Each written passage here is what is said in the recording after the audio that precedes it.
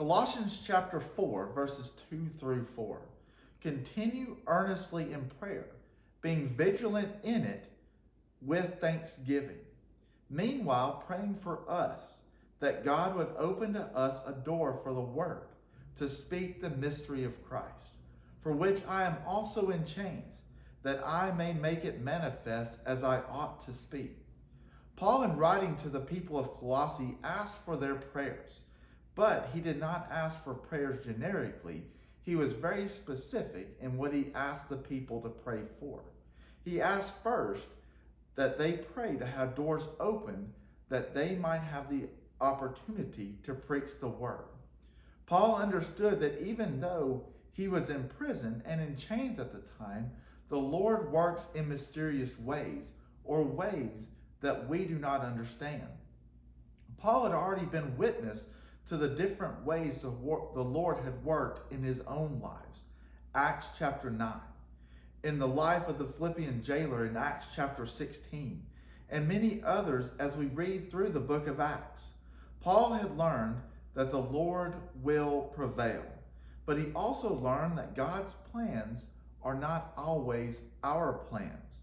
Paul had to be flexible in order to allow the Lord to work through him. I think back to Gideon, when the Lord appeared to Gideon and said, "By your hand I will save the Israelite nation." Judges chapter 6, verse 14. What Gideon did not expect was to go into battle against the Midianites with only 300 men. Judges chapter 7 explains the process the Lord had Gideon go through to whittle down the number of men to 300. Gideon started out with 32,000 men willing to go into battle. The Lord told Gideon, "The people who are with you are too many for me to give the Midianites into your hand, lest Israel claim glory for itself against me, saying, 'My own hand has saved me.'" Judges chapter 7, verse 2. The Lord had Gideon go to the men and allow anyone who was afraid to go into battle to go home. 22,000 men left, leaving 10,000 men willing to go fight the Midianites.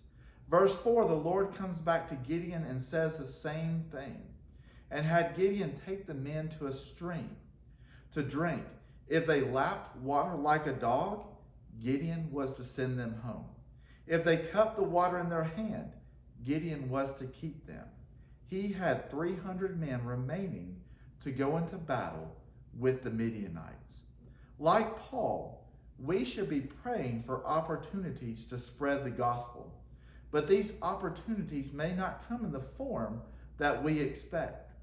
Paul would have much rather been in the synagogues preaching and teaching than sitting in prison, in a prison cell, talking to the other prisoners and to the prison guards about the gospel. But he made the best of the situation and was able to convert other fellow prisoners and prison guards through his kindness, honesty, and willingness to let the Lord lead him where he wanted the gospel to go. I'm sure Gideon never dreamed that he would choose an army by how the men drank water, but his faith in the Lord was rewarded. I challenge you to trust in the Lord and let him direct your paths in ways that you would never have gone. I think you will be surprised at what he can accomplish if we trust him.